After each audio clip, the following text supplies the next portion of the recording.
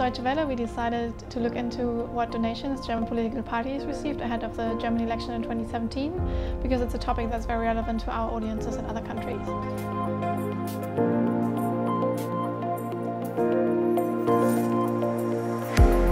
And the first step for us was to acquire the data. There were two different data sources. The first one was donations that are declared on a specific website by the German Parliament.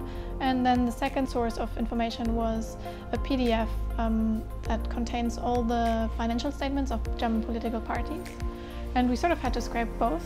So we wrote a little computer program to gather the data from the website, and we used optical character recognition to scrape the data out of the PDFs. And then the next step was to clean the data a bit further to make sure every party and every donor is spelled in the same way, so the data would be easily analyzable and comparable. And during that process, we already realized how some companies would appear with different addresses in the database.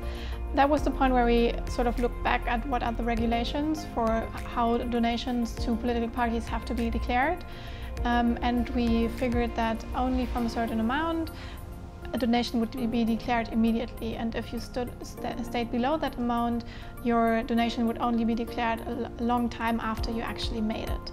So in the end, we could show that those donations only made up a small share of what parties actually had for a budget, but we could also show how some companies systematically seem to avoid those declaration thresholds, which was very interesting for us to see. And that's when I sort of teamed up with a reporter.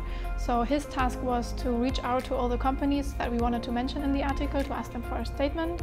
And my sort of part was to think about how to best visualize it. And I used in part Python and the visual library pandas, and also D3 JavaScript to make like little interactive versions, so users could explore themselves how different companies would donate to parties.